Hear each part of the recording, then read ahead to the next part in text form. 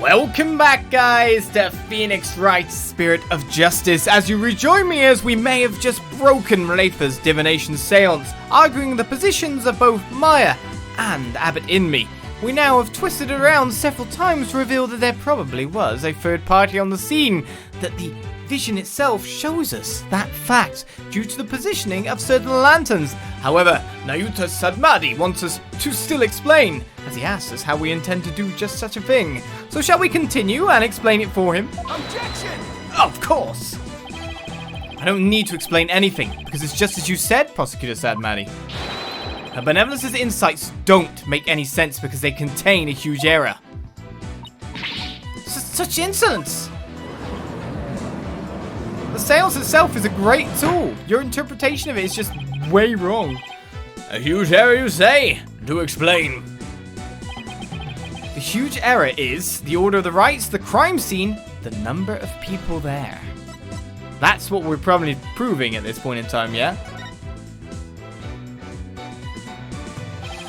I believe this is what happened at the scene of the crime. The victim was reading a sutra when suddenly he said to someone behind him.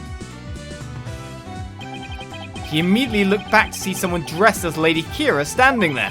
Wishing to see what it was, he approached the robed figure. That's when he was stabbed. This cannot be! Oh, but it can, and it is. The insight stating the accused stabbed the victim is wrong.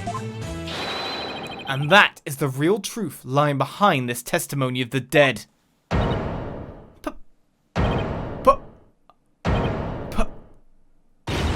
Pokanka!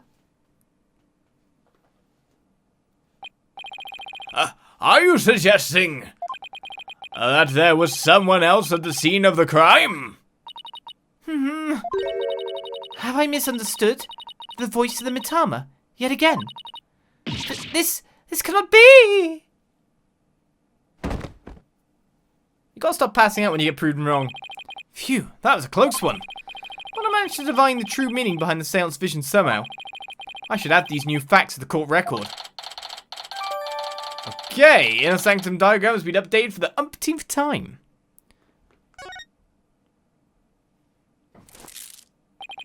Your benevolence, please allow me to take it from here. I will overturn the brash accusation of this faithless, putrid-minded lawyer. Yes, I shall place my trust in you.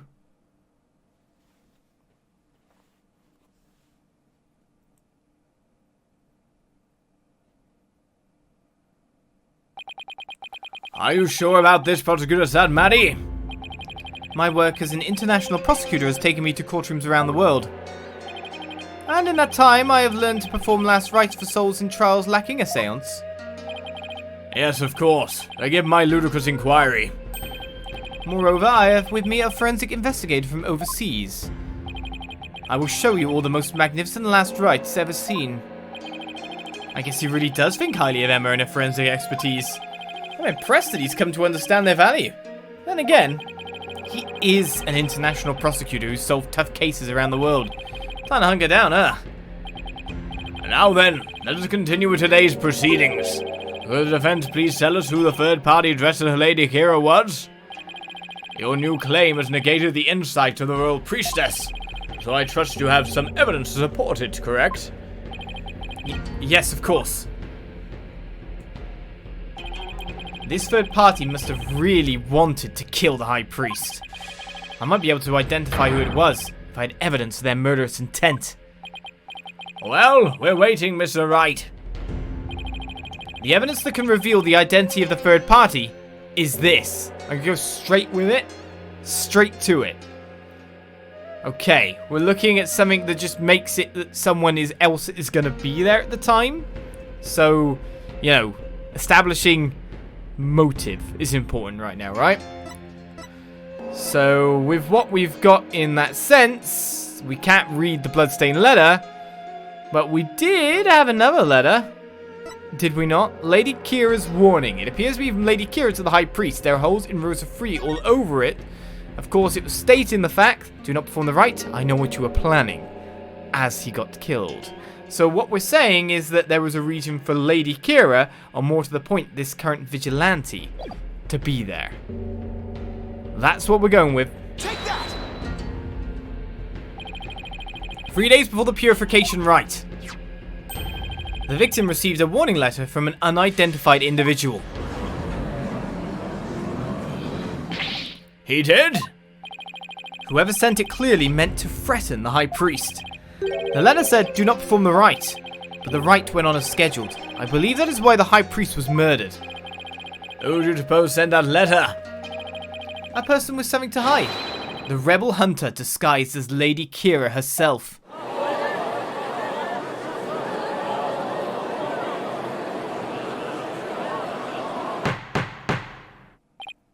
Peace! I don't understand. I'd heard the Lady Kee'ra that's been in the news of late only hunted rebels. If so, why would she have killed the High Priest? Excellent question. Maybe it would help to think of it this way. What if the High Priest had secretly been a rebel? The High Priest? He couldn't possibly have been a rebel! The High Priest, a devout follower of Khura'ism, a rebel? Do you even comprehend the blasphemy of which you speak? Well, do you? I too found it hard to believe at first. But as I continued my investigation, it started to become more and more plausible. Objection! The third party was the rebel hunting Lady Kee'ra, and the High Priest was a rebel. Your mockery of Khura'ism, no. Of the kingdom of Khura'in itself knows no bounds. Whoops. That shameless Pokunkan lawyer! He's making a mockery of our religion!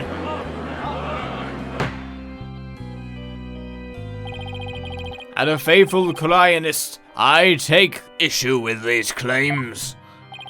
And I am loath to admit them into today's proceedings. I don't like where this is going. The defense's claims are but vile blasphemy, tantamount to spitting on the Holy Mother. Is it really that big of a deal, Maya? Abbot Immi was a distinguished monk, and very well respected too, so yeah. Please don't let this turn into an international incident. But fear not, good people of Khura'in. The rantings of this putrid-brained lawyer who seeks to sully the soul of the deceased shall come to no avail once I conclude these last rites. The prosecution's assertion that the accused killed the victim remains unchanged. But the victim was stabbed in his abdomen! How is that possible when he had his back turned toward Miss Faye? Someone else must have killed him. Objection! Are you sure about that? You may have invalidated the seance, but do not let it go to your putrid head. The karmic flow of this trial is as yet still in my hands. How can he be so confident? Something has occurred to me, you see. And your allegations of a third party are but a deluded fantasy. And I shall prove that by calling a new witness to the stand. An eyewitness who will deliver a definitive answer that will dispel the defense's doubts. An eyewitness in the place where there was only supposed to be 2 people. Very well. Let us call this eyewitness to the stand.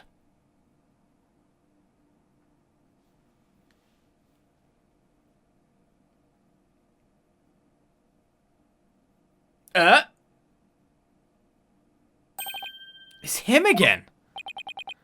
Well now, he has to be the shaggiest witness I have ever laid eyes upon. Please state your name and occupation. Oh, I'm... You know, that's so-and-so. Whatchamacallit?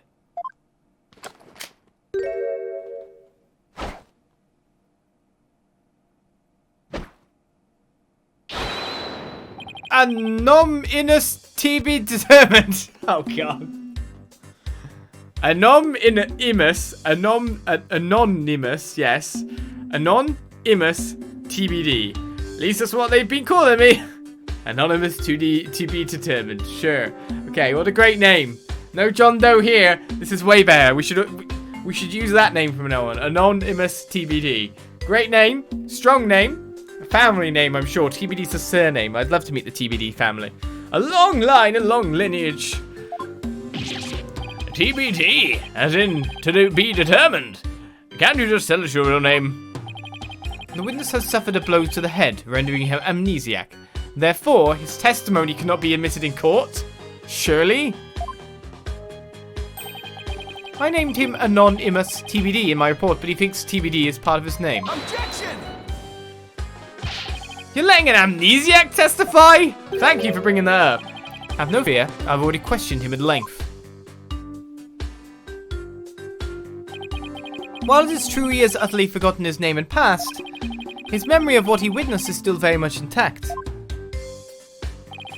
Considering the dearth of information, any new knowledge may be of help. Therefore, I will permit his testimony. And now, Mr. Ihmus, please tell us what you saw.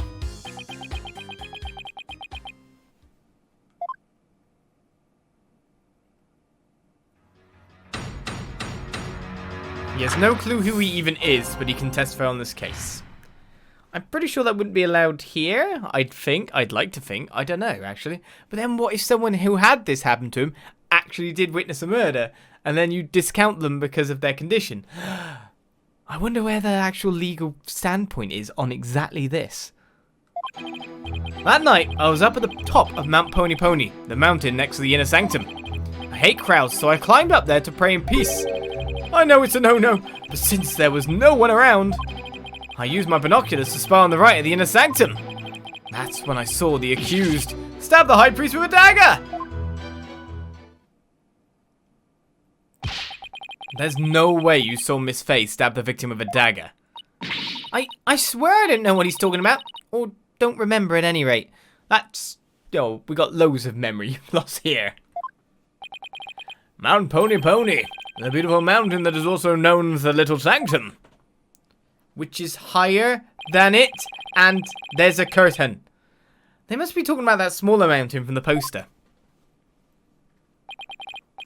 Mr. Ihmus, I was wondering. What can I do for you? The inner sanctum lies at a high elevation where clouds and fog can obscure the view. Are you sure you were able to see what happened from the mountaintop next to it? Good point. His Majesty raises an excellent question. Well, Mr. Ihmus? On the day of the right, there wasn't a cloud in the sky. I had a perfect view. If you don't believe me, check the weather forecast in the paper that day. Nick, don't we have the newspaper for that day? We do, actually. Yeah, let's take a look. It does say calm, clear skies, doesn't it? The area around the inner sanctum will enjoy calm, clear skies today. The warmer temperature will make for excellent prayer weather. Be warned, however, that we'll see a cold front moving overnight. The May 9th paper. Definitely took place May 9th, yeah? Yeah. I slept the whole day. That was it. I was wondering if that was a thing then. See? Told you so! The May 9th newspaper has been updated in the court record with a weather report.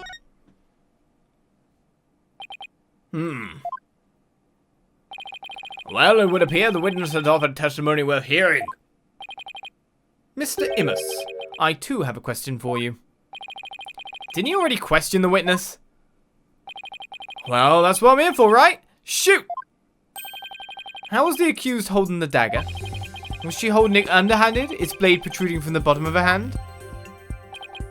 Yep, I believe she was, which they're now postulating it was a rat brown stabbing. It's called a reverse grip. Ah, I thought as much. Hold it! Hold it right there. What bearing does that have on this case?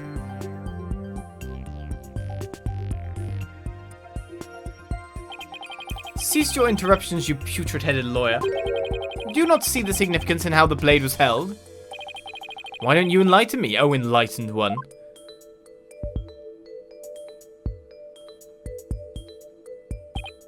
Heh, I knew you were a fool. I can already picture you in your next life. Oh, what am I gonna be? Next life? Yes, after your soul rife centuries in the pits of hell. You shall be reborn as a witless sea urchin with barbs limited to your posterior. You shall live a short, inconsequential life only to be brutally devoured by a sea otter. That's very specific. That was a bit excessive. I simply asked what the dagger grip had to do with the case. Now pay attention. How the accused held the dagger is of vital importance. With such information, we can infer exactly what action she took. You were saying that the victim was killed while he had his back to the accused. Is that correct? Yes. As such, the accused's dagger grip tells us something very important. The accused approached the victim from behind, swung her arms around him, and plunged the dagger deep into his abdomen using a reversed grip. What?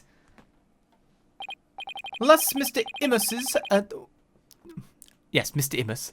I want a non-Ihmus every time. Testimony clears up any doubts that might remain. Ha ha ha! And it coincides with the benevolence's insights as well. This is a disaster. I thought I'd blown those insights out of the water, but now they're back to haunt me. And now then, the defense may cross-examine the witness. But then, he still saw Lady Kee'ra in front of him. How'd you explain that?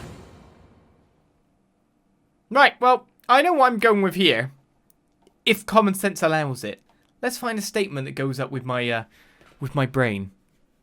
Something must line up in my brain one of these days. That night, I was up at the top of Mount Pony, the mountain next to the inner sanctum.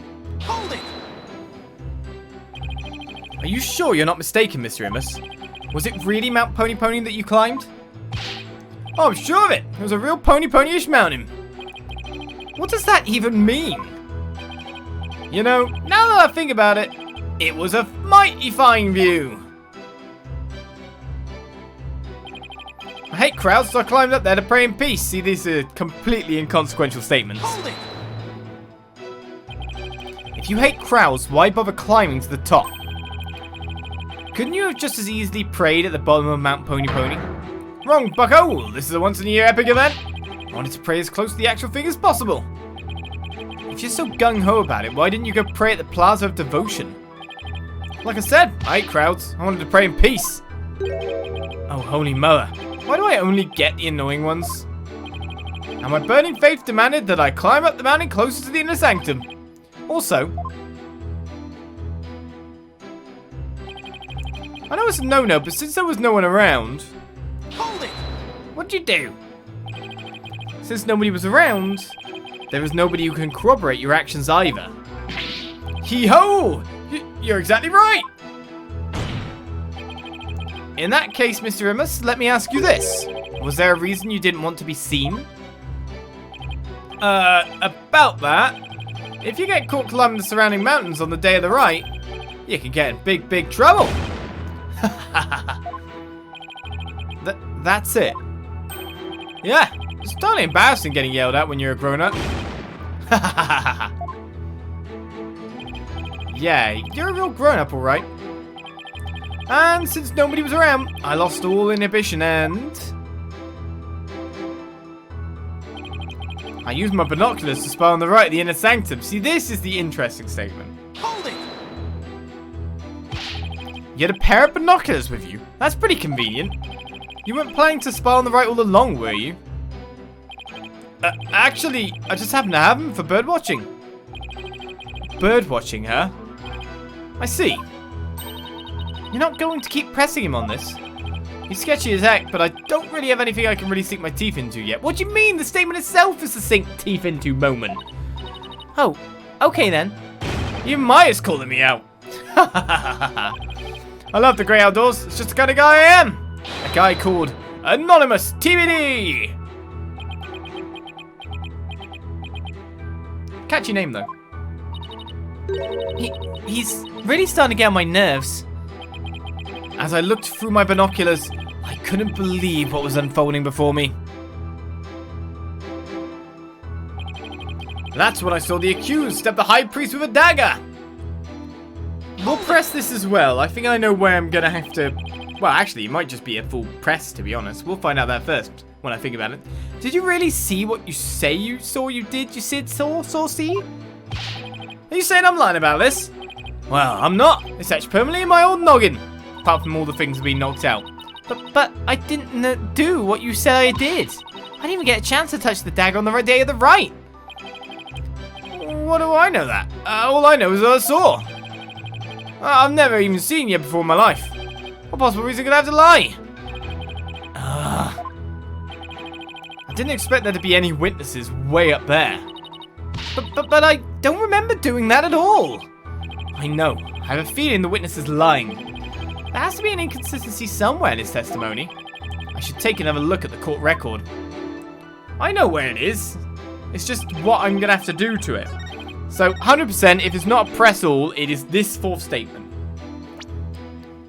Because the logic behind everything here would say that the mountain is smaller, so he can't possibly see it. Is there anything I can present specifically to counter that? Because we see the Mountain Rage poster, which has the curtain all around it, right? It's that we want to kind of like show. But what's the best evidence for that? That? The diagram? What else do we got? What else do we got? Great English. Oh, we've actually got the ritual curtain fully itself. A curtain around the perimeter of the sanctum, isolated from the outside world. The entrance was shut during the rite. There should be no way to see it. He was lower.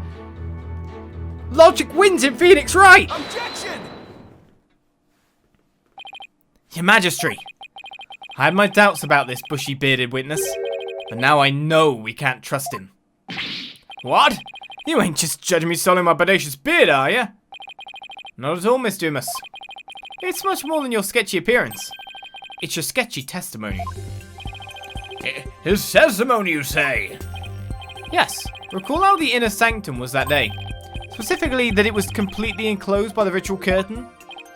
Why, yes. I believe you're right. The curtain would have completely blocked the witness's view from Mount Pony Pony. Therefore, he couldn't possibly have seen the murder happen. Hoo-ha! Mr. Ihmus, have you been knowingly making false statements to this court?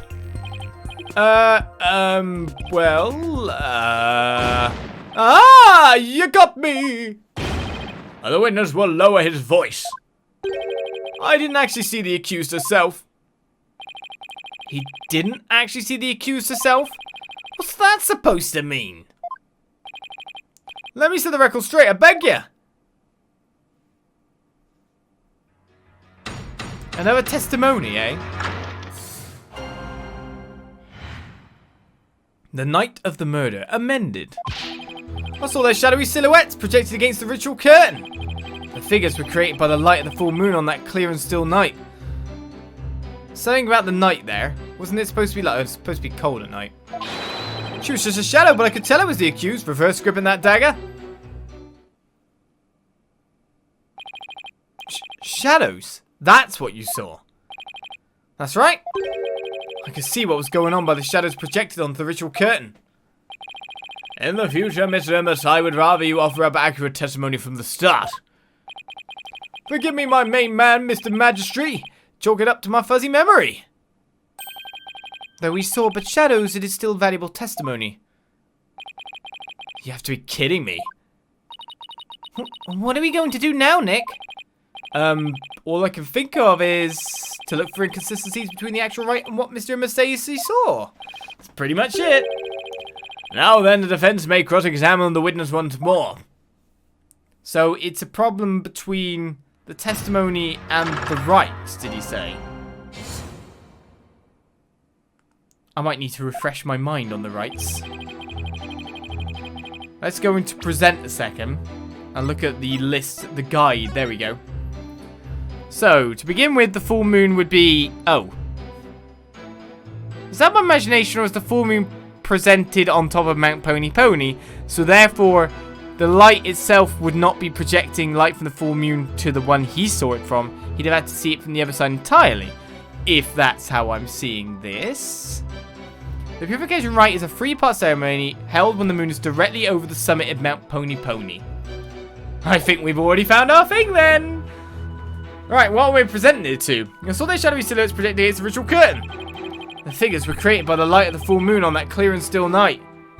It's this one. She was just a shadow, but I could tell it was the accused, reverse gripping that dagger.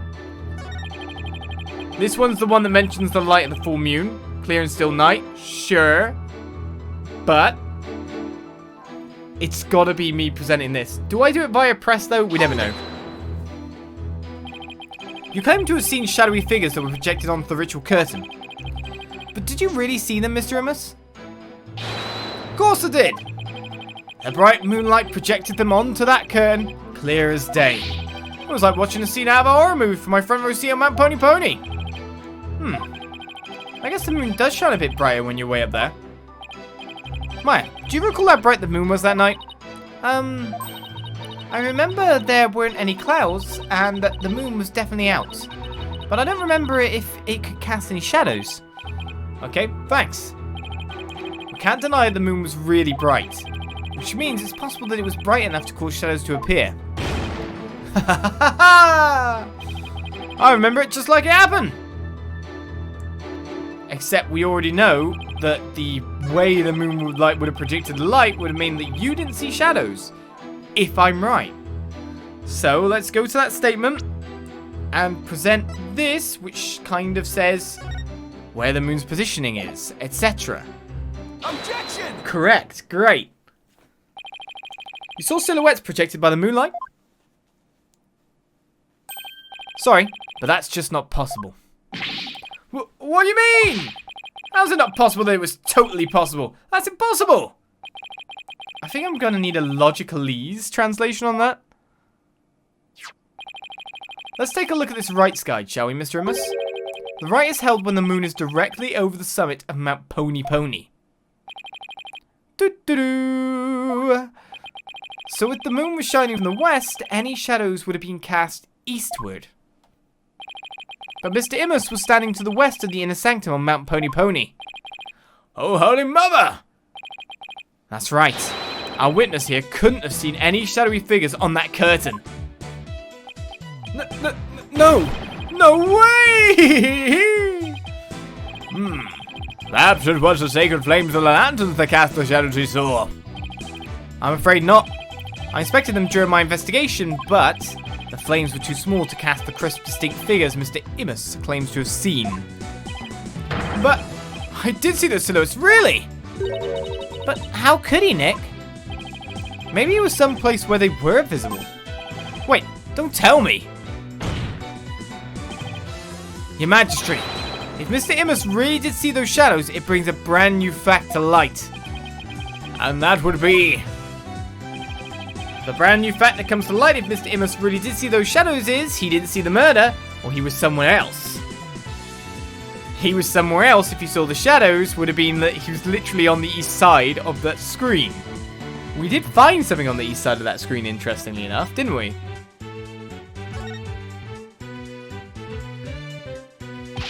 He wasn't where he claimed to be at the time of the murder.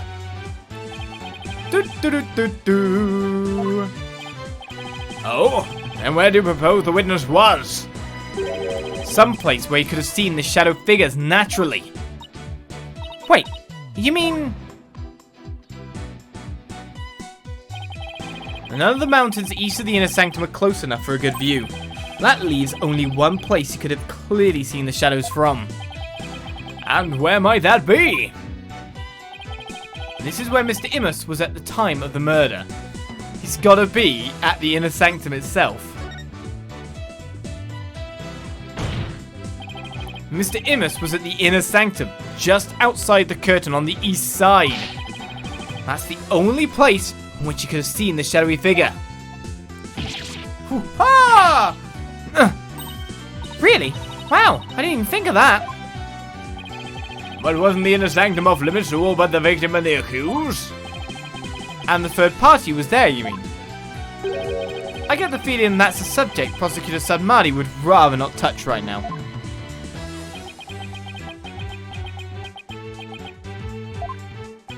Ah, you mean... That's right, this witness was at the scene of the crime, which means he is the mysterious third party we saw during the divination seance. He could be the one who dressed as Lady Kee'ra and killed the High Priest. What? Objection. Oh, you would. No, but the 2 participants were allowed anywhere near the inner sanctum. And the only way up there are the stairs that start down the Plaza of Devotion. So tell me, how do you propose the witness entered that sacred space? Oh, he must have, I haven't thought that far ahead. The sanctum has sheer cliffs on 3 sides and a steep towering rock face on the other. And no one could have made it there by climbing the faces of those cliffs.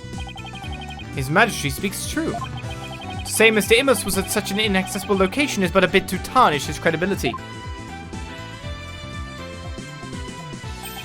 Is that not right? It is right. No, it's not. It's not right. He was there. And we're going to obviously find out evidence of how and why this convenient memory loss guy was even there.